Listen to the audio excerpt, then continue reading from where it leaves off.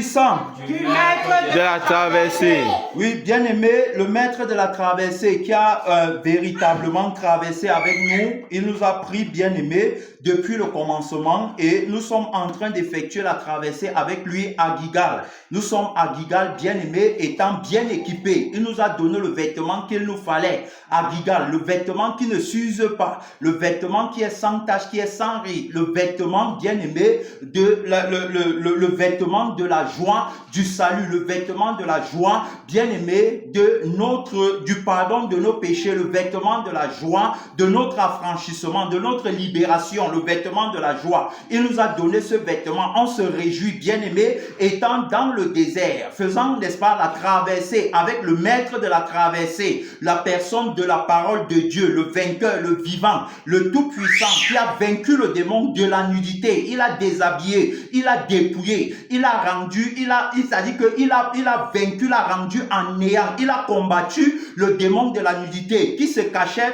en nous auparavant par le je suis du mensonge et par le je vis du mensonge, la personne de la vérité, au moyen du tranchant de l'épée de la crucifixion et du tranchant de l'épée de la résurrection, l'a vaincu, bien-aimé, dans le Seigneur. Il nous a donné, n'est-ce pas, la liberté de marcher dans le désert comme les enfants de la vérité, par le sang de la vérité et par l'esprit de la vérité, connaissant, n'est-ce pas, l'objectif de la personne de la vérité et l'objectif de la traversée avec la personne de la vérité. On sait que l'objectif, bien-aimé, c'est d'entrer à Canaan. Étant sorti d'Égypte, passant par le désert et la mer Rouge, on entre à Canaan. Oui, préfiguration, bien-aimé, de la traversée que l'homme nouveau est en train de faire. C'est-à-dire que, étant, n'est-ce pas, en lui, nous sommes appelés nouvelles créatures. Gloire à Dieu. Amen. Son nom, c'est la Parole de Dieu. Nouvelle créature, bien-aimée, en route pour le ciel.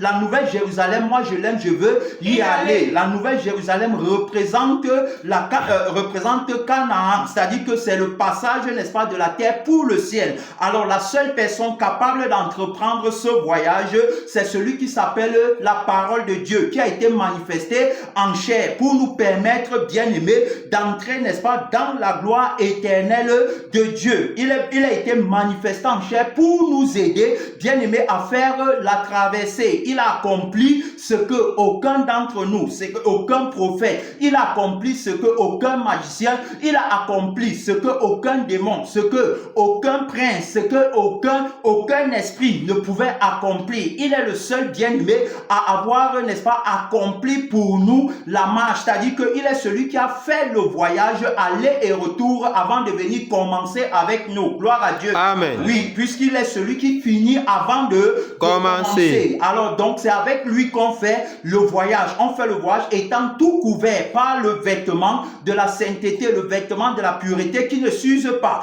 En même temps, il nous donne, n'est-ce pas, le pain de la vie dont on a besoin, bien aimé, pour la traversée. Et il nous a enseigné dans le message passé, dans les messages précédents. Alors donc il nous a montré quelle était la nourriture qu'on devait manger et quel était le vin qu'on devait boire. Gloire à Dieu. Amen. Alors il nous a montré que non, attention, ce n'est pas le vin que le vieil homme boit, ce n'est pas la nourriture que le vieil homme mange. Pourquoi? Parce que le vieil homme, n'est-ce pas, a sa nourriture qui est très différente de la nourriture de l'homme nouveau. C'est-à-dire que ce que l'homme nouveau mange, ce n'est pas ce que le vieil homme mange. On a vu ça dans le message passé. Il nous a bien montré ça. Il nous a expliqué que la nourriture véritable de l'homme nouveau, pour le temps, n'est-ce pas, de son pèlerinage dans le désert, c'était le pain de vie. C'était le pain de la parole vivante, bien aimé, puisque nous n'avons pas été régénérés par une sémence corruptible, mais par la sémence incorruptible, par la parole vivante et permanente de Dieu. Voilà la sémence par laquelle on a été régénéré. Alors donc on parle, n'est-ce pas, du pain de la vie. Le pain, n'est-ce pas, qui est la parole. Au commencement était la parole. La parole était avec Dieu. Et la parole était Dieu. C'est la parole qui a tout créé. La parole était la lumière des hommes. On parle de la parole qui a été manifestée en chair. On parle de la parole par qui nous avons reçu la vie et nous avons reçu l'esprit. On parle de la parole, bien aimé, qui nous a rachetés de nos péchés. On parle de la parole qui connaît, n'est-ce pas, le plan d'action, qui connaît le trajet à parcourir, qui connaît tous les obstacles en chemin. La parole qui connaît, bien aimé, tous les pièges tendus sur notre chemin. On parle de la parole, la parole, le pain vivant, le pain de la vie, le pain dont l'homme nouveau a besoin. C'est-à-dire que la personne, n'est-ce pas, qui nous ouvre les portes du salut. Son nom, c'est la parole de Dieu. Amen. C'est de la parole là qu'on parle. La parole, n'est-ce pas, qui nous rassasie au désert. La parole qui nous comble au désert. La parole qu'on mange, n'est-ce pas, sans travailler. La parole qu'on mange sans fournir d'efforts. Puisque nous sommes au désert. Quand on entre au désert, on n'a pas besoin, bien aimé, on n'a pas besoin de beaucoup travailler. Puisque on ne peut même rien faire. Le sol n'est pas bon au désert. On ne peut pas dire qu'on va faire l'agriculture au désert. On ne peut pas dire qu'on va faire l'élevage. On ne peut pas dire qu'on va, n'est-ce pas, faire la pisciculture. On ne peut pas dire qu'on va construire des bâtisses au désert. On ne peut pas dire qu'on va avoir des entreprises et des sociétés au désert. Et nous sommes au désert en train de traverser avec la personne de la vérité. La terre du désert, c'est le sable. Alors donc ce n'est pas propice, bien aimé, à aucune activité que ce soit. Gloire à Dieu. Amen. Au désert, on a besoin alors donc de celui à qui rien ne résiste. On a besoin du Créateur. On a besoin de celui, n'est-ce pas, qui nous a promis par la parole prophétique la vie éternelle. 1 Jean 2, verset 25. Et la promesse qu'il nous a fait, c'est la vie éternelle. Alors, donc, il nous a pris, bien aimé, dans le monde pour nous faire entrer dans la nouvelle Jérusalem, le nouveau ciel et la nouvelle terre qu'il a créé pour son homme nouveau. Voilà, l'homme nouveau, n'est-ce pas, ayant reçu de lui la vie au moyen de la crucifixion et de la résurrection. Alors donc, bien aimé, c'est en nouveauté de vie qu'on a entamé la marche vers la Jérusalem céleste. C'est en nouveauté de vie, ayant, n'est-ce pas, reçu, bien aimé, par le biais de la parole, la connaissance que notre vie passée était mauvaise. Gloire à Dieu. Amen. Alors c'est ayant reçu l'esprit de la parole, c'est ayant reçu l'esprit de la parole, la vie de la parole, qu'on a compris que notre vie passée n'était pas bonne et qu'elle nous conduisait dans le feu éternel. On peut également observer la sortie de Lot et de sa famille de Sodome et Gomorrhe pour aller, n'est-ce pas, dans la ville de refuge à cause du feu que Dieu, n'est-ce pas, avait envoyé pour détruire la ville. Et c'était pourquoi? C'était à cause du péché. C'était à cause, n'est-ce pas, c'était à cause de l'invasion du péché qui avait pris en otage toute la ville. Alors donc, il a voulu sauver Lot, il a voulu sauver son homme nouveau, il a voulu sauver. Il dit bien que car Dieu a tant aimé le monde qu'il a donné son Fils unique, afin que quiconque croit en lui ne périsse point dans les flammes, dans le feu éternel, mais qu'il ait la vie éternelle. Alors donc, on a vu ça, n'est-ce pas, là-bas à Sodome. Il sauve, n'est-ce pas, ceux qui sont à lui. Il ne sauve pas ceux qui ne sont pas à lui. Il ne sauve pas ceux qui veulent le suivre en gardant l'ancienne vie. Amen. Amen. On ne le suit pas en ancienneté de vie. Amen. Amen. On le suit en nouveauté de vie. Gloire à Dieu. Amen. Alors c'est pourquoi il va dire que si quelqu'un veut me suivre, qu'il renonce à lui-même, qu'il se charge de sa croix et qu'il me suive. Renoncer à toi-même, ça veut dire, n'est-ce pas, renoncer à ton je suis. Le je suis qui est l'être, n'est-ce pas, de la personne du mensonge par qui tu vis et qui te montre, n'est-ce pas, qui te montre l'orgueil quand tu possèdes les choses du monde et sa gloire, et qui te montre également la honte quand tu ne possèdes pas les choses du monde et sa gloire. Voilà, n'est-ce pas, quand il dit que si tu veux me suivre, tu renonces à toi-même, donc tu renonces au je suis là. Et il va également dire que celui qui voudra sauver sa vie là perdra, mais celui qui perdra sa vie à cause de moi là retrouvera. Ça veut dire que tu dois également renoncer à ta vie. Tu dois renoncer à ta vie pour que lui il soit désormais ta vie. Amen. Gloire à Dieu. Amen. Parce que si tu ne renonces pas à ta vie, alors donc lui il ne peut pas être ta vie selon la loi du droit d'appartenance qui octroie, n'est-ce pas, à chaque personne propriétaire, n'est-ce pas, d'une vie, ce qui lui revient de droit. Alors donc ça veut dire que quoi? Ça veut dire que la justice veut que les enfants de Dieu lui appartiennent par son sang et par son esprit en eux, et que les enfants, n'est-ce pas, de Satan lui appartiennent par son sang et son esprit en eux. Ce n'est pas parce que le Seigneur Jésus-Christ est fort et tout tout-puissant, parce qu'il va venir prendre les enfants, n'est-ce pas, de Satan et faire ses enfants avec. Et c'est pourquoi il dit bien que tu renonces. Donc c'est par amour. Il y a une loi bien-aimée qui impose que c'est par amour que je vais lui appartenir. Il dit bien que, alors donc ceux qui n'ont pas reçu l'amour de la vérité pour être sauvés, autrement dit l'amour pour la vie de la vérité, ils n'ont pas reçu ça. Ils ont préféré la vie du mensonge. Ils ont aimé la vie du mensonge. Donc c'est ceux qui ont l'amour pour la vie et pour l'esprit de la vérité qui viennent prendre, n'est-ce pas, parce qu'ils veulent de lui. Il dit bien qu'il ne va pas mettre dehors quelqu'un qui vient à lui. Alors donc il faut bien comprendre que tu dois donc renoncer à ta vie pour que lui soit ta vie, afin que pendant la traversée, bien aimé dans le Seigneur, tu puisses, n'est-ce pas, manger le pain qu'il te donne. Parce que on a vu que le pain était attaché à la vie. Alors donc qu'il y avait, n'est-ce pas, la vie de la vérité qui avait son pain et la vie du mensonge qui avait aussi son pain. Pareil pour le vin. Le vin, n'est-ce pas, de la vérité attaché au sang de la vérité, le vin du mensonge attaché au sang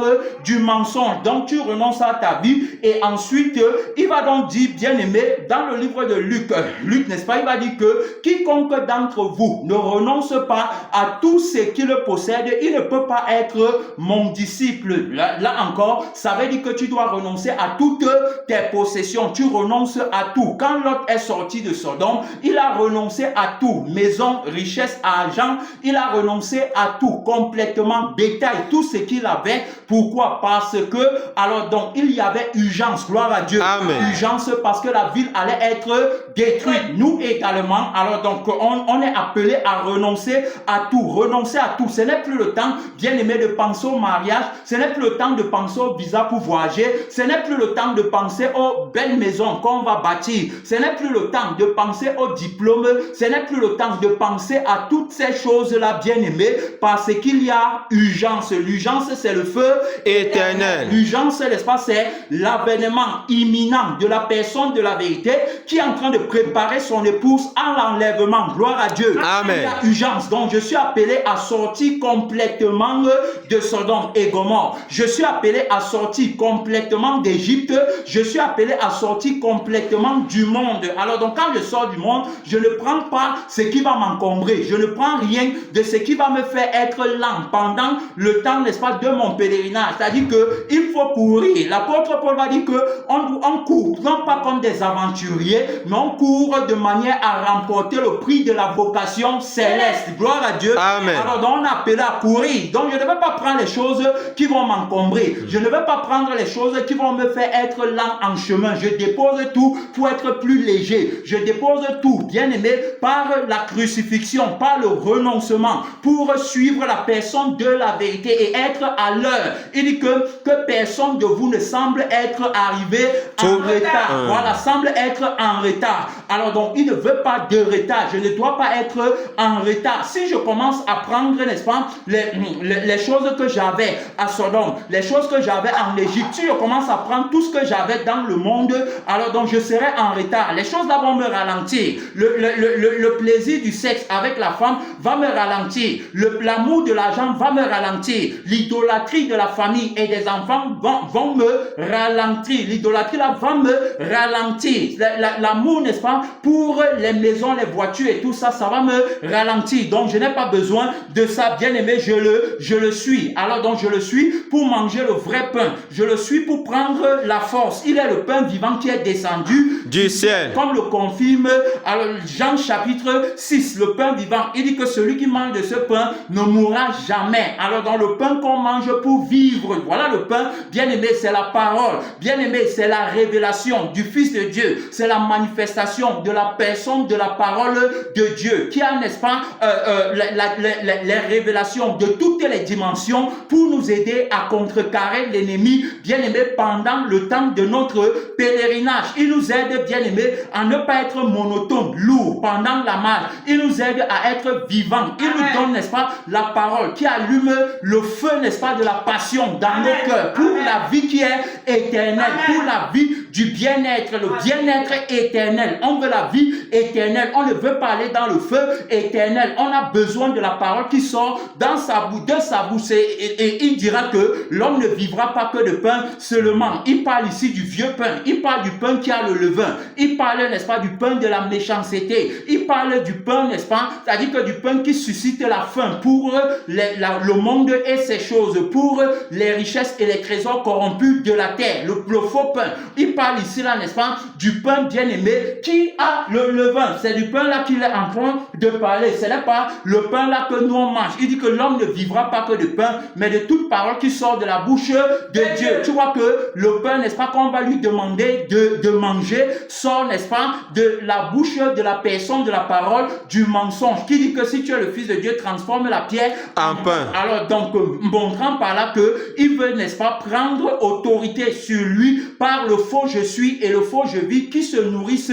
du pain de la terre. Amen. Amen. Alors que l'homme nouveau ne se nourrit pas du pain de la terre, mais il se nourrit du pain du ciel. Gloire à Dieu. Amen. Alors donc, il va donc battre l'ennemi bien-aimé au moyen de la crucifixion qui annule complètement le faux je suis et le faux je vis. C'est pourquoi il dira que lorsque le prince du monde est venu, il m'a trouvé les mains vides. Il ne m'a pas trouvé avec la convoitise de son pain. Amen. Amen. Il ne m'a pas trouvé avec la convoitise de son vin. Il ne m'a pas trouvé avec quoi que ce soit qui lui appartienne en moi. Alors donc, il m'a trouvé les mains vides. Il m'a trouvé rassasié. C'est pourquoi, alors donc, il dit bien que l'homme ne vivra pas que de pain, mais de toute parole qui sort de la bouche de Dieu. Montrant par là que, ayant déjà fait, bien aimé, 40 jours et 40 nuits sans manger et sans boire. Alors donc, symbole du désert. Il est là-bas au désert. Qu'est-ce qu'il mangeait? Il mangeait le pain vivant. Il mangeait, n'est-ce pas, le pain de la parole. La parole, n'est-ce pas, qui le rend fort, solide. La parole, n'est-ce pas, qui construit l'homme intérieur. La parole qui prépare l'homme intérieur. La parole bien-aimée qui détériore le vieil homme. C'est pourquoi il avait l'autorité et la puissance pour résister au prince des ténèbres, au prince de ce monde, ne prenant pas ses propositions. Alors donc, ne prenant pas la nourriture qui donne vie à la chair, étant bien nourri par le pain de la vie, qui donne la vie, n'est-ce pas, à l'âme, qui donne la vie à l'esprit. Voilà la nourriture qu'il mangeait. On parle de la parole de Dieu. On parle du pain vivant. On parle, bien aimé, de la parole qui est la véritable nourriture de l'homme nouveau. Alors donc, voilà la nourriture également qu'Adam mangeait, qui faisait qu'il ne se voie pas nu. C'est la nourriture là que Adam mangeait, qui faisait en sorte qu'il ne convoite pas Ève pour avoir le sexe avec elle quant à la chair. Tu vois, donc c'était la nourriture là. Voilà ce qu'il mangeait. Il avait l'autorité. Dieu va lui dire que tu ne mangeras pas de l'arbre de la connaissance du bien et du mal. Alors donc, la connaissance du bien et du mal attachée à la conscience de la personne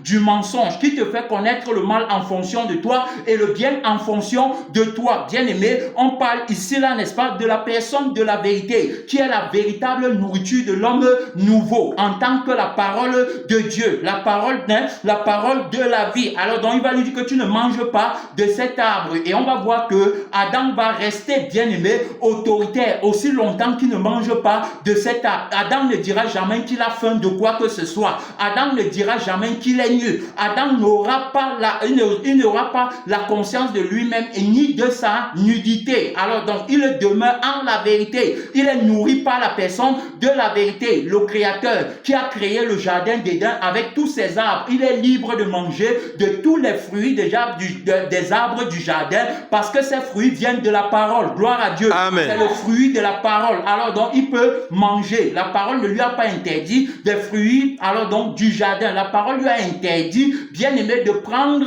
une autre nourriture qui provient d'une autre parole. Gloire à Dieu. Amen. La parole, n'est-ce pas, qui produit la faim de vouloir devenir. Il ne prend pas la parole là, puisque l'ennemi dira que Dieu sait que si tu manges, tu vas devenir comme lui. Il ne prend pas, il n'a pas faim de devenir parce qu'il est déjà, gloire à Dieu. Amen. Il est déjà rassasié du devenir. Amen. Amen. Parce qu'il est en la personne de la vérité qui est déjà assis à l'extrémité du septentrion. Il est tout. C'est-à-dire que si c'est le bonheur du devenir, si c'est la connaissance du devenir, si c'est le bien-être du devenir, il a déjà tout ça. Et il a donné ça à son homme nouveau, qui est à son image et qui est selon sa ressemblance. Alors donc, bien aimé, par l'autorité de la crucifixion, il ne peut peut pas prendre encore ça. Ce n'est que quand il va désobéir à cette parole que automatiquement il sera trompé. On va aussi remarquer que Adam n'avait pas besoin de fournir d'efforts pour manger. On va remarquer que la nourriture lui était donnée gratuitement. Adam n'avait pas besoin de s'inquiéter de la nourriture. Il n'avait pas besoin de s'inquiéter, bien aimé, du vin. Il n'avait pas besoin de s'inquiéter du vêtement. Il n'avait pas besoin de s'inquiéter de tout ça. Pourquoi? Parce que celui, n'est-ce pas, qui l'a créé, lui avait déjà tout donné. Il avait déjà tout ça. Il avait ça en abondance. Alors, il ne pouvait pas crier la faim. Dans la nature de la personne de la vérité, dans son royaume, selon sa justice. Alors, donc, on ne peut pas pleurer la famine. On ne peut pas pleurer le manque des vêtements. On ne peut pas pleurer ça. Pourquoi? Parce que, alors, donc, il nous couvre déjà, bien aimé, par son je suis. Il nous couvre déjà par son je vis. On ne peut donc pas pleurer ces choses. On ne peut rien commencer à partir de nous-mêmes. Pourquoi? Parce que par l'autorité de la crucifixion, il nous a déjà complètement annulés. Il n'est plus question de nous. Comme je suis ici, par exemple, alors je ne mange que la parole qui porte, n'est-ce pas, la substance dont j'ai besoin pour être en vie. Gloire à Dieu. Amen. Alors je ne mange que ça. Alors je n'ai pas conscience, n'est-ce pas, que j'ai une responsabilité quelconque, étant un petit enfant qui est sous la responsabilité de son Père qui est la parole de Dieu. Gloire à Dieu. Amen. Voilà. Je suis sous sa responsabilité, l'église est sous sa responsabilité, les frères sont sous sa responsabilité, les enfants sont sous sa responsabilité, tout est sous sa responsabilité. Il ne m'a donné aucune responsabilité. Autrement dit, toutes les responsabilités que j'avais ont été complètement enlevées, ôtées par le biais de la crucifixion. Alors donc, crucifiant ma vie, il a crucifié tout ça. Alors donc, bien aimé, moi-même, alors je suis tout heureux en lui parce que c'est lui qui me nourrit. Je n'ai pas besoin de quoi que ce soit. Mes yeux ne sont pas ouverts dans la réalité où il me faut, n'est-ce pas, travailler. Il faut que mon habileté soit, n'est-ce pas, mise en évidence. Il faut que ma capacité, la tradition des hommes qu'enseigne le serpent ancien à son vieil homme, ce n'est pas ce qu'il m'a enseigné. Je n'ai rien. Je n'ai pas besoin de faire d'efforts. Je n'ai pas besoin de recopier les versets bibliques pour venir prêcher. Gloire à Dieu. Amen. Oui, parce que ce n'est pas de moi qu'est sortie la parole. Autrement dit, ce n'est pas moi, bien-aimé, qui nourrit le peuple, mais c'est la personne de la vérité. On va même observer, quand il va faire le miracle des 5000 pains, c'est sous l'autorité de la parole. Amen. Amen. Parce que ces gens étaient là pour écouter la parole. Alors donc, c'est sous sa parole que le miracle des 5000 pains a été fait. Pierre va dire que je n'ai pas péché depuis. J'ai dit que durant toute la nuit, je n'ai même pas eu un poisson, mais sous ta parole. Gloire à Dieu. Amen. On voit ici l'autorité de la parole. On voit ici la puissance de la parole. On voit ici l'invincibilité de la parole. On voit ici l'incorruptibilité de la parole. On voit ici, bien aimé, la toute autorité de la parole. Il dit, sous ta parole, je lancerai le filet. Il a dit que jette le filet à droite. Il dit que sous ta parole. Tu vois que le miracle, n'est-ce pas, est fait par le biais de la parole. Sans la parole, il n'y a rien, bien aimé, dans le Seigneur. Alors, donc, montrant par là, il dit bien, je parle de la parole de Dieu, je parle de la parole, bien aimé, qui est, c'est-à-dire que qui fait tout, c'est qui fait la parole, qui est pasteur, la parole qui est missionnaire, qui est évangéliste, la parole qui a tous les dons, la parole, n'est-ce pas, qui fait tout, c'est la parole qui fait tout, c'est la parole qui a la première place dans l'église, c'est la parole qui a encore la dernière place, c'est la parole, bien aimé, qui dirige l'église. En dehors de la parole, il n'y a pas d'église. Si la parole ne parle pas, on meurt tous. Gloire à Dieu. Amen. Si la parole ne parle pas, on meurt tous. Alors on va bien voir, bien aimé, le partage de l'homme nouveau. On voit comment Adam, donc bien aimé, ne manquait de rien. C'est aussi comme ça que nous aujourd'hui, on ne manque de rien. Je ne peux pas me plaindre. Je ne peux pas dire aujourd'hui que Jésus m'a donné un fardeau. Il ne m'a donné aucun fardeau. Gloire à Dieu. Amen. Je n'ai pas le fardeau de l'école des enfants. Je n'ai pas le fardeau du mariage. Je n'ai pas le fardeau du titre de la position. Je n'ai pas le fardeau de la prédication. situation. Je n'ai pas le fardeau, je n'ai aucun fardeau, il ne m'a donné aucun fardeau. C'est lui, bien-aimé, qui a tous les fardeaux. La Bible dit que c'est par le travail de son âme qu'il a rassasié nos regards. Gloire à Dieu. Amen. Oui, par le travail de son âme. Ce n'était pas par le travail de mon âme, ce n'était pas par le travail de ton âme. Ceux, n'est-ce pas, qui veulent se glorifier d'être prophète, pasteur et d'être évangéliste, missionnaire et tout ça, ce n'est pas toi, mais c'est la personne de la vérité. Alors donc c'est pourquoi il doit d'abord crucifier ta conscience et il doit crucifier ta vie pour prendre place en toi. L'apôtre Paul dira que si je vis, ce n'est plus moi qui vis, mais c'est Christ qui vit En moi. Alors donc si c'est lui qui vit en moi, si c'est lui qui est la parole, il saura donc nourrir sa vie, il saura donc conduire sa vie, il saura garder sa vie dans le désert. Moi je n'ai rien à faire, je me repose comme un petit enfant au désert. La marche est légère pour moi, la marche est facile. Alors je peux courir, je peux aller, n'est-ce pas, avec la vitesse que la vie me donne. Je peux aller, bien aimé, en ralentissant. Je peux aller, bien aimé, au rythme qu'il veut, parce que c'est lui qui est ma vie. Alors donc moi je ne suis pas conscient d'une autre vie encore qui a faim d'une autre nourriture. Non, je ne suis conscient que de sa vie qui a faim de faire sa volonté. Gloire à Dieu. Amen. Oui, de sa vie, c'est sa vie que j'ai. Il va dire que ma nourriture est de faire la volonté de celui qui m'a Envoyé. Gloire à Dieu. Amen. Oui, c'est sa volonté. La volonté, bien aimée, qui est notre sanctification. Sa volonté qui est l'accomplissement, bien aimé, oui, de cette marche. Il a reçu du Père la mission de nous amener au ciel. Voilà sa volonté. Il ne fait rien en dehors de sa volonté. Il a le pouvoir, n'est-ce pas, de son vouloir, dans sa volonté. C'est lui, bien aimé, qui nous conduit. Donc c'est lui qui nous nourrit. On avait vu dans le message passé que ce n'est pas toi qui connais la nourriture qu'il faut manger, mais c'est lui qui connaît la nourriture qu'il faut manger. Alors la preuve c'est que la nourriture qu'on a longtemps cherché par les prophéties, par les miracles, par les délivrances, par les guérisons, est-ce qu'on l'a trouvé? On ne l'a pas trouvé. Tout au contraire, on a même encore faim. La nourriture, je parle, n'est-ce pas, de la nourriture, n'est-ce pas, qu'on croyait pouvoir rassasier notre chair. Là où on partait chercher les miracles pour la chair, là où on partait chercher les prophéties pour la chair, les prophéties de voyage et tout ça, les délivrances, bien aimées, où on se plaignait des sorciers de nos familles et tout. Alors donc, on n'a pas trouvé la solution véritablement. Quand on dit qu'on a trouvé la solution, mais on a encore faim. Si aujourd'hui, ce n'est pas que non, je suis malade, je veux la guérison, ça sera que non, je veux le visa pour voyager, montrant par là que la nourriture, ou encore le pain, n'est-ce pas, le pain qui représente la nourriture que on recherchait, n'est-ce pas, derrière le je suis et le je vis de la personne du mensonge, ne nous a pas rassasiés, ne nous a amené nulle part, n'a pas résolu le problème du péché, n'a pas résolu le problème du feu éternel. Mais aujourd'hui, on mange le pain vivant qui est descendu du ciel et on a la vie éternelle. On n'a plus besoin, bien aimé, des voyages corrompus. On n'a plus besoin des voyages mensongers, des guérisons mensongères. On n'a plus besoin des prophéties mensongères, des soi-disant bénédictions qui nous gardent dans le péché. On n'a plus besoin de ça. Pourquoi? Parce que nous sommes bénis en la personne de la vérité au moyen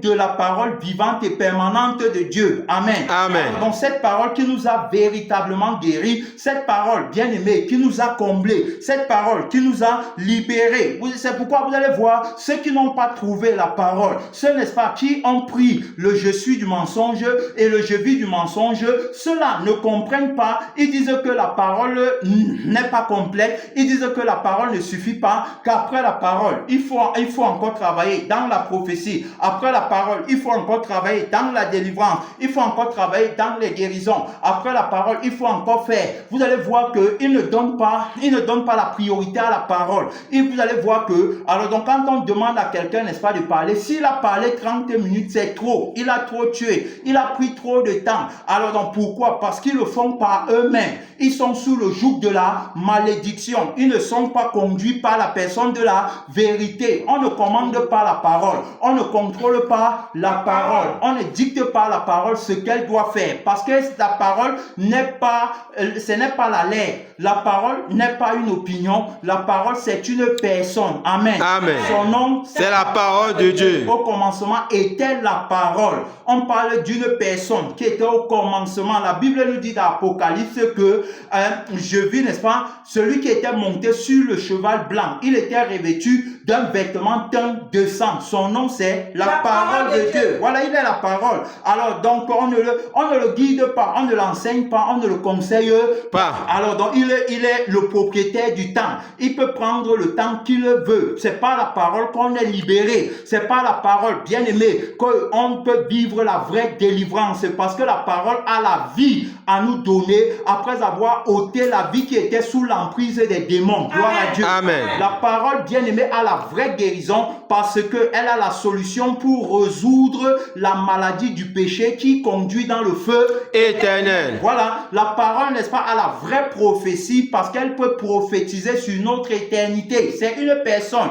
La Bible dit que tous les prophètes rendent de lui le témoignage que quiconque croit en lui reçoit par lui. Donc, on reçoit par la parole le pardon des péchés. C'est après avoir connu la réalité du feu éternel, qui est le jugement redoutable du Dieu vivant. C'est après avoir connu cette réalité par le canal de la parole, que la parole nous a conduit à la repentance au moyen de la crucifixion et de la résurrection. Alors, donc, c'est la parole qui nous conduit au salut. C'est la parole, n'est-ce pas, qui pardonne nos péchés. C'est quand la parole parle que nos péchés sont pardonnés. Il va dire que tes péchés sont pardonnés. Voilà, c'est la parole. C'est pourquoi on parle de l'autorité de la parole. La parole qu'il faut manger. La parole qui va te conduire sur le vrai chemin. La parole qui est une révélation. Oui, la parole est une révélation. La parole, n'est-ce pas, connaît les choses que tu ne connais pas. Et elle te révèle. Je vais te montrer les choses cachées que tu ne connais pas. Gloire à Dieu. Amen. Oui, bien aimé dans le Seigneur, c'est la personne de la parole de Dieu. Alors donc, c'est pourquoi ces personnes-là, vous allez donc voir ces personnes, n'est-ce pas, ne connaissant pas la parole comme une personne, n'étant pas à l'école de la parole. Nous, on connaît la parole comme une personne parce que quand elle parle, on reçoit immédiatement la vie. Quand elle parle, nos péchés tombent immédiatement. Quand elle parle, on est purifié. Amen. Quand elle parle, on méprise ce qu'on ne méprisait pas avant. Nous, on connaît que la parole est une personne parce que quand la parole parle, l'autorité de Mammon tombe immédiatement. Amen. On commence à mépriser l'argent. Oui, c'est comme ça. Quand la parole parle, alors donc quand nous, on connaît la parole par la vie de la parole en nous. On connaît la parole étant à l'école de la personne de la parole de Dieu, bien aimé, par son autorité, par sa capacité à nous rendre libres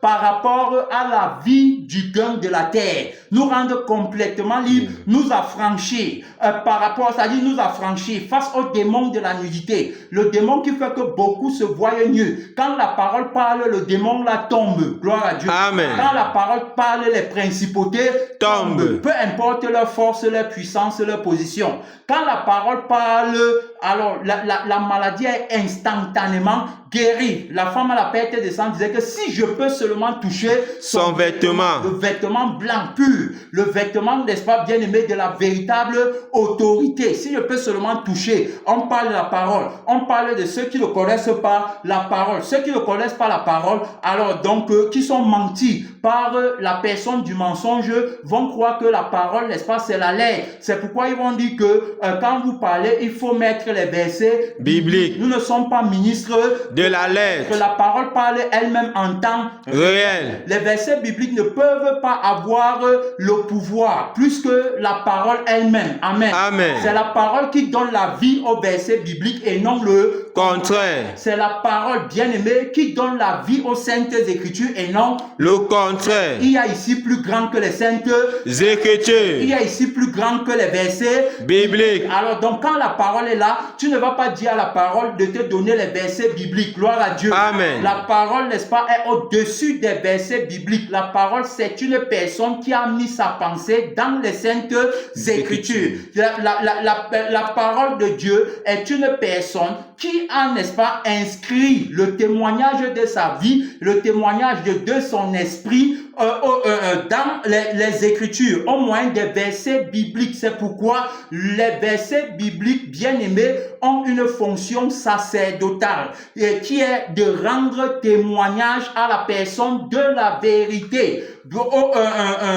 Par leur sortie, c'est-à-dire que quand on cote les versets doivent vibrer en phase avec le témoignage du crucifié et du ressuscité. Alors, donc, eux, ils vont prendre les versets bibliques, ils vont mettre devant la parole. Ils vont considérer que la parole, ce sont les versets bibliques. Mais maintenant, en retour, pourquoi est-ce que les versets bibliques-là ne rendent personne identique à la parole qui est sans péché? Gloire à Dieu. Amen. Pourquoi est-ce que les versets bibliques-là ne délivrent pas des couches de nuit? Pourquoi les versets bibliques-là ne délivrent pas, bien aimé, des mauvais rêves et autres? Pourquoi les versets bibliques-là ne délivrent pas de la vie de la personne du mensonge et de la conscience de la personne du mensonge? Pourquoi est-ce que les versets bibliques-là ne nous amènent pas, n'est-ce pas, à voir la personne de la vérité, mais à voir la personne du mensonge? Alors, donc, la raison, c'est parce qu'ils sont trompés. La raison, c'est qu'ils sont mentis. La raison, c'est que, comme Adam, ils ont pris la conscience du mensonge. Ils ont pris la vie du mensonge. Et ces derniers les mentent.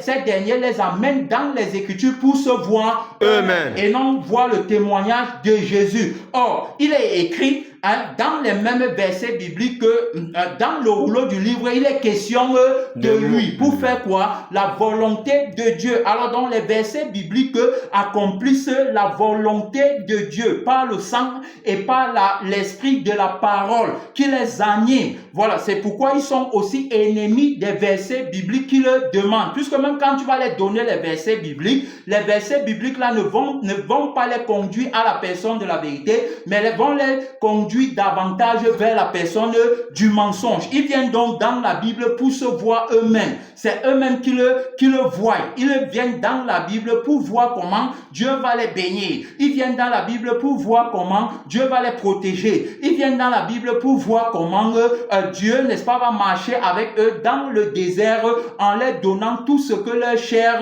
a convoité. Amen. Amen. Il n'en est pas ainsi. Alors donc, vous voyez que la bénédiction, bien aimé, est attaché à la vie de celui qui s'appelle tout béni. Son nom, c'est la parole de Dieu. La bénédiction attachée à la vie de la vérité, la malédiction attachée à la vie du mensonge. Donc, si tu es du mensonge, même si tu lis les versets bibliques qui parlent des bénédictions, tu es maudit à cause du sang qui est la vie par laquelle tu vis et à cause de l'esprit qui est l'être par lequel tu vis.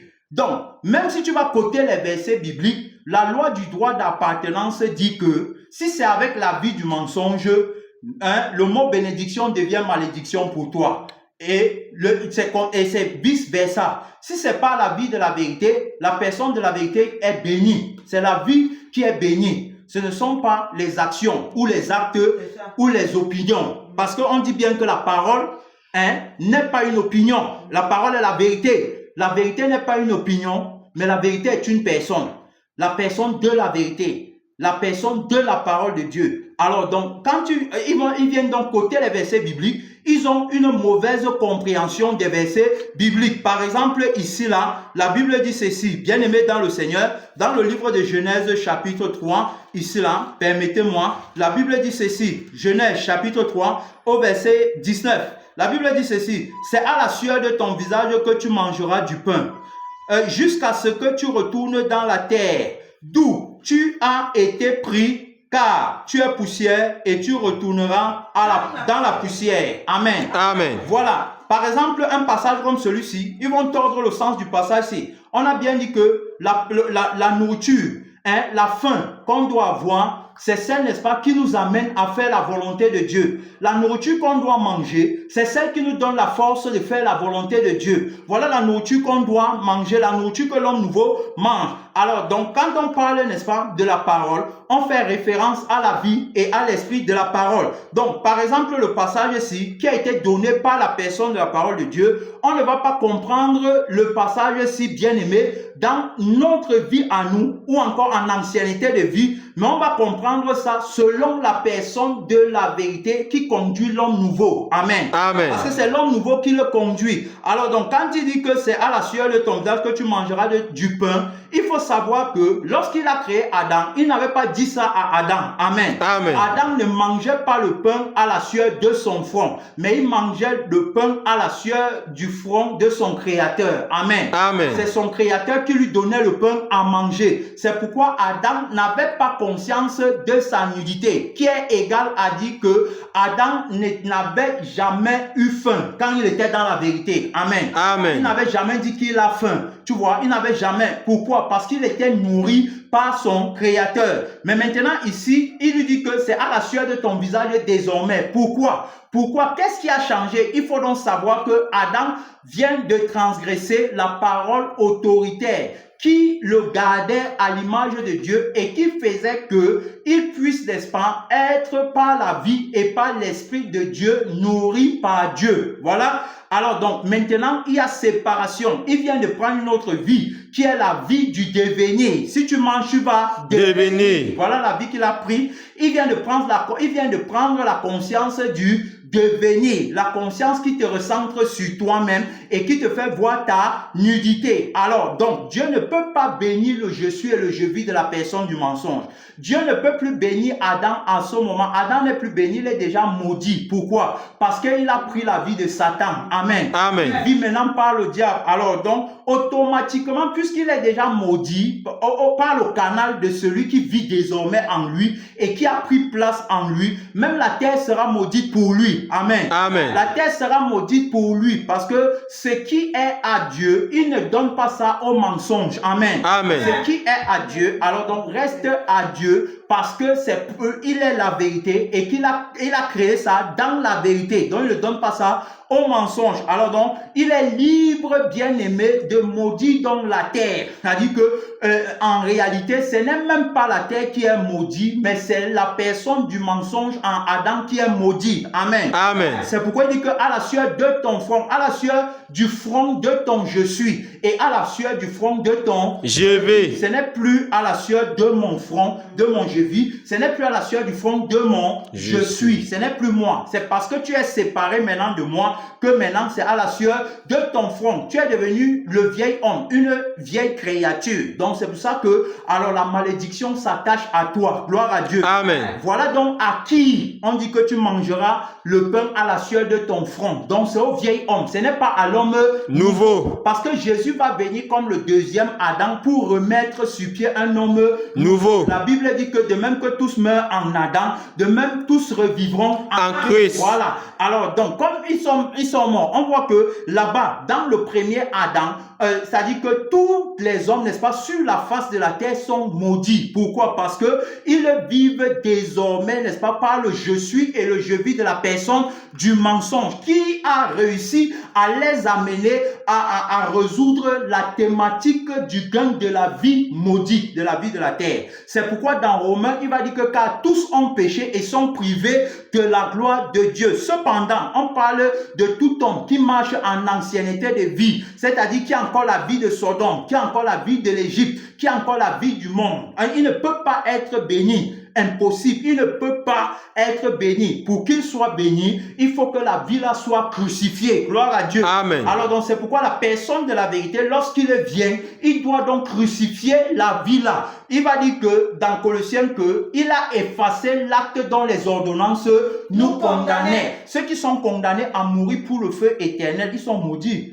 Si tu es condamné à aller dans le feu, tu es condamné à aller en enfer, tu es maudit. Il n'y a pas plus grande malédiction que celle-là. Alors donc Jésus-Christ va venir, n'est-ce pas, résoudre le problème de la malédiction par sa crucifixion et par sa résurrection. Il va tuer le vieil homme par la crucifixion. Il a effacé l'acte dont les ordonnances nous condamnaient et qui subsistait contre nous. L'acte des ordonnances qui condamne le vieil homme est inscrit dans le sang de je veux et dans l'être, n'est-ce pas, de son je suis.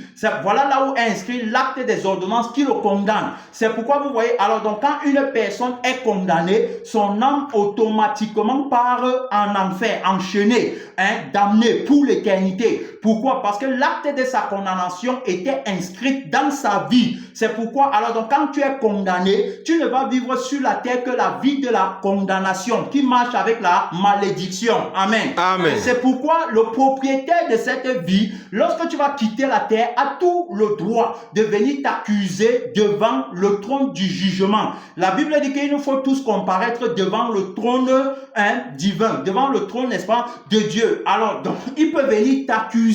Pourquoi? Parce que c'est pas son je vis et c'est pas son je suis que tu vivais. Je ne peux plus expliquer le je suis et le je vis parce qu'on a déjà expliqué ça dans les messages précédents. Alors donc, il vient donc t'accuser disant que tu es maudit. Comme lui il est maudit, tu es maudit parce que c'est par lui que tu vivais. Alors donc, automatiquement, la personne de la vérité ne peut pas te prendre dans son ciel parce que lui, il est venu sur la terre pour payer le prix afin que tu sortes de cette vie et que tu entres dans sa vie. C'est pourquoi on parle de la crucifixion qui est l'annulation de la vie de la malédiction et on parle de la résurrection qui est l'émergence de la vie de la bénédiction. Amen. Deux vies bien différentes. Son nom, C'est la parole de Dieu. deux vies bien différentes qui n'ont rien en commun. Il n'y a pas de rapport entre les... C'est-à-dire que le vieil homme a sa vie, l'homme nouveau a sa vie. C'est le vieil homme ici qu'on dit que tu mangeras à la sueur de ton front. Tu mangeras ton pain à la sueur de ton front. C'est le vieil homme.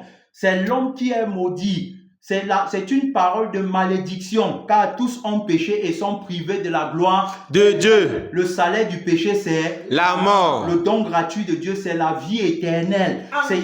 C'est lui en Jésus-Christ, notre Sauveur. C'est le vieil homme donc bien-aimé qui a été condamné à manger le pain à la sueur de son visage parce qu'il est vu par Satan. Parce qu'il vit, n'est-ce pas, par la personne du mensonge. La personne du mensonge le trompe.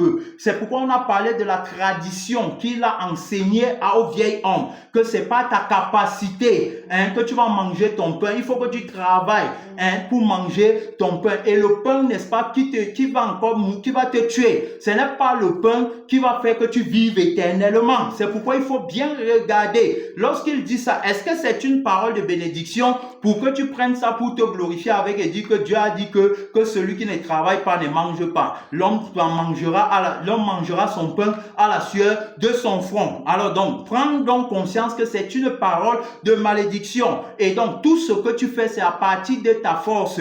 Tu prêches à partir de ta force. Tu jeûnes à partir de ta force. Tu donnes à partir de ta force. Tout ce que tu fais, c'est à partir de ta force. Ce n'est plus à partir de la force de Dieu. Maintenant, tu dis que l'homme mangera à la sueur de son front. Ça veut dire que, puisque la nourriture, c'est le pain de la parole vivante, c'est aussi pour ça que la parole qui sort de ta bouche, c'est la parole qui vient de toi et non de Dieu. C'est ça. Est-ce qu'on comprend? Amen. L'homme mangera à la sueur de son front. Voilà ce qu'ils disent. Tu prêches aussi à la sueur de ton front. C'est ça, non? Amen. Tu donnes à la sueur de ton front. Tu fais tout à la sueur de ton front. Donc, tout ce que tu fais, c'est à la sueur de ton front. Mais pourtant, la personne de la vérité dit bien que l'homme doit manger la nourriture qui est le pain ou encore la parole qui sort de la bouche de Dieu. Ça, ce n'est plus la sueur de ton front. Est-ce qu'on comprend? Amen. Maintenant, ça, c'est la sueur du front de Dieu. Ça dit que, regarde, pendant que toi, tu dis que tu vas prêcher à la sueur de ton front, Dieu lui dit à l'homme nouveau que toi, tu ne prêches pas à la sueur de ton front, mais c'est moi qui prêche à la sueur de mon front et toi, tu manges. Amen. Est-ce qu'on comprend? Amen. Tu es dans le repos. Alléluia. Tu vois que l'homme nouveau, lui, il a le repos. L'homme nouveau est conscient que ce n'est pas lui qui travaille pour manger, mais c'est Jésus qui travaille pour que lui mange. Amen. Voilà comme lui, il est conscient. Il est conscient que c'est Jésus qui prêche. Il est conscient que c'est Jésus qui donne. Il est conscient que c'est Jésus qui reçoit. Il est conscient que c'est Jésus qui jeûne. Il est conscient que c'est Jésus qui fait tout. Amen. Lui n'est pas conscient que c'est lui. Amen. Parce que quand tu dis que l'homme travaille à la sueur de ton front, c'est que tu es conscient que c'est toi qui prêches. Tu es conscient que c'est toi qui travailles.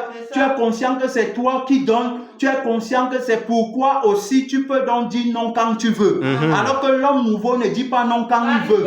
L'homme nouveau dit non quand Jésus veut. Et l'homme nouveau dit oui quand Jésus veut. Alors que le vieil homme lui dit non quand il veut. Et il dit oui quand il veut. Le vieil homme dit que il peut quand il veut. en fonction de la force que Satan lui donne. Et il dit aussi non quand il veut, en fonction de la faiblesse que Satan lui donne.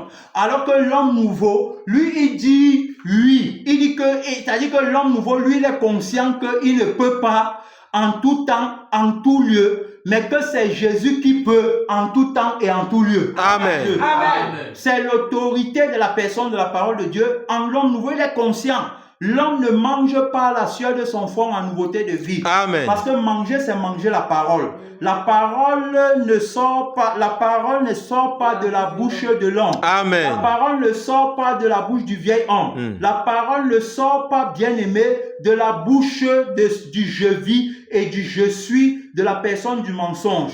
La parole sort de la bouche de Dieu. Amen. L'homme vivra de toute parole qui sort de la bouche De Dieu. Voilà le travail. C'est ça. Le travail de la parole.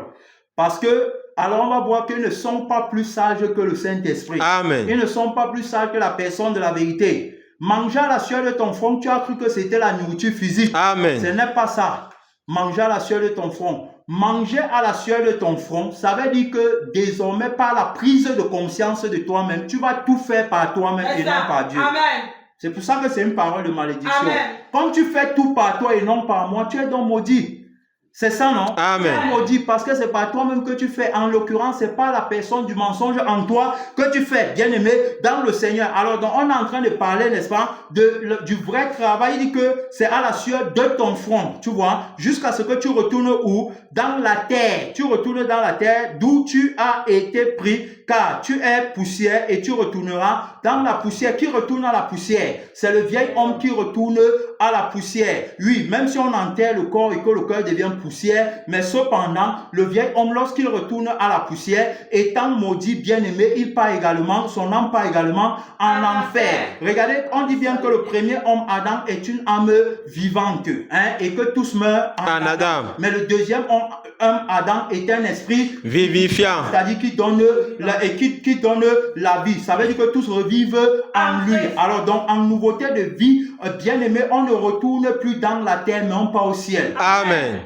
Ce n'est que la chair. C'est pourquoi la chair, bien aimée, n'est pas ce qui est plus important, mais c'est l'âme qui est le vrai toi. C'est-à-dire que la chair, ce n'est pas toi, c'est l'âme qui est le vrai toi. Voilà, il dit bien, voilà, là où tu as été tiré, tu vois, de la poussière. Alors, donc, on voit ici, n'est-ce pas, quelqu'un, c'est-à-dire qu'il a prononcé une parole de malédiction à l'endroit, hein, à l'endroit d'Adam qui avait déjà péché. Ce n'est pas à l'endroit d'Adam. Si Adam n'avait pas péché, Adam ne retournerait jamais à la poussière. Amen. Amen. Oui, puisque son âme, il a reçu l'âme vivante qui vit éternellement. Adam avait été créé pour vivre éternellement. C'est pourquoi, hein, conformément à la personne de la parole de Dieu, l'homme nouveau vit Éternellement. Il va retourner à quelle poussière? C'est la chair.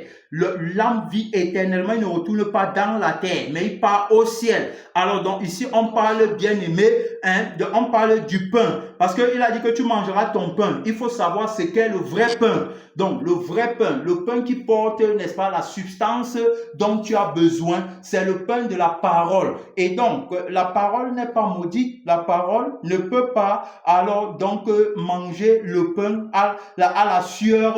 C'est-à-dire que la parole, l'homme nouveau, étant de la parole, il ne peut pas manger le pain qui lui donne la vie éternelle à la sueur de son front parce qu'il n'est pas capable de se créer lui-même. Amen. Et il n'est pas capable de se sauver lui-même. Amen.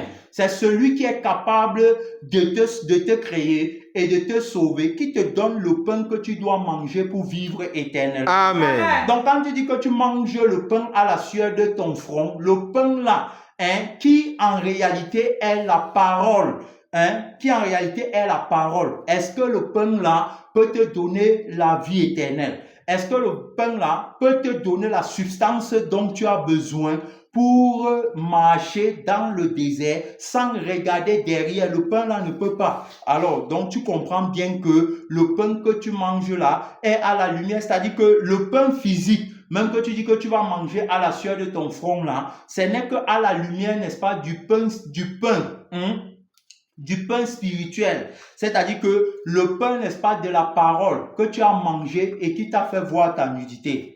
C'est pourquoi tu vas alors manger le pain à la sueur de ton front, puisque étant nu, tu as besoin de couvrir ta nudité. Étant conscient de toi-même, c'est par tes propres efforts que tu vas chercher ta nourriture. Amen. Mais l'homme nouveau n'est pas conscient de lui, sa nourriture vient, n'est-ce pas, du pain de la vie éternelle. C'est-à-dire que le pain que l'homme nouveau mange provient également de la parole qui fait en sorte qu'il ne se voie pas lui-même et qu'il ne voie pas sa nudité. Amen. Amen. Voilà, bien aimé. Alors donc le résultat, n'est-ce pas, de la personne, de la parole de Dieu en l'homme nouveau. Donc il n'est pas conscient de lui-même. Alors donc il ne mange pas le pain de la malédiction, le pain de la méchanceté. Tu vas voir, celui qui mange le pain à la sueur de son front, celui-là qui dit que non, l'homme mangera à la sueur de son front. Qu'est-ce qu'il dit alors? Il dit que va aussi travailler, non? Va aussi chercher ta part, non? Hein? Va aussi faire comme ça, non? Pourquoi c'est seulement moi qui dois donner? Pourquoi c'est seulement moi qui dois... Tu vois, il est égoïste parce que l'égoïsme provient de quelle vie? De la vie de la malédiction. Hein? Il est égoïste, il est arrogant. Il dit que non, il mérite tout parce qu'il a travaillé. Voilà comment il parle. Ça, c'est le langage du vieil homme. Hein? Ça, c'est la parole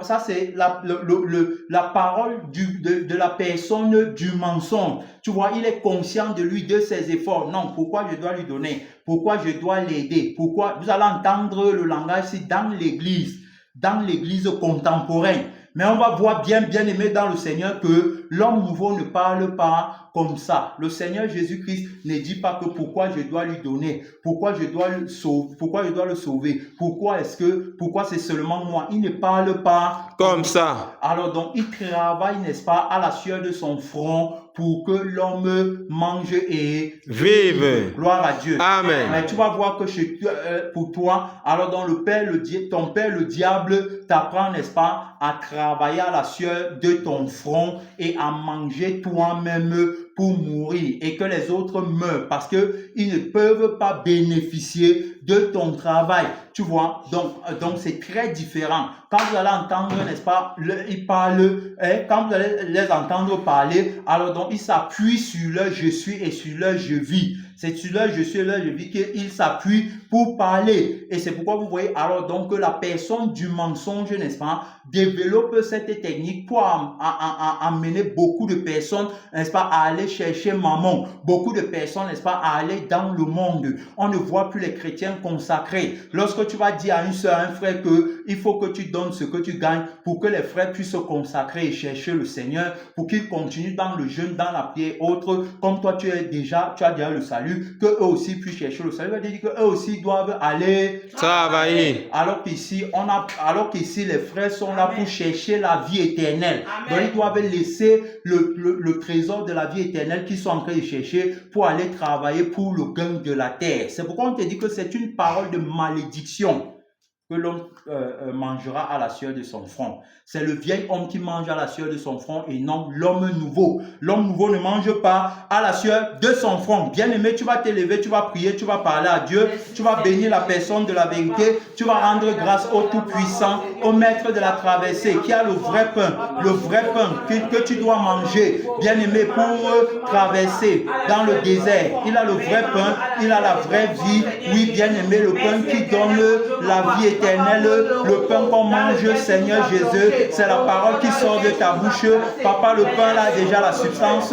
Papa, tu as tout ce qu'il faut pour ton homme nouveau. Papa, l'homme nouveau ne manque de rien dans le désert. L'homme nouveau ne manque de rien dans le désert. C'est à la sueur de ton front, Seigneur, que tu as nourri ton peuple, que tu as nourri ton homme nouveau, que tu nous nourris jour et nuit. C'est à la sueur de ton front. Ce n'est pas à la sueur de notre front. Ce n'est pas à la sueur de notre front, car la parole ne sort pas de nous, mais la parole sort de toi. Oh, merci infiniment, Seigneur Jésus. Aide-nous à aller encore en profondeur. Aide-nous à percer le mystère. Que ton nom soit béni.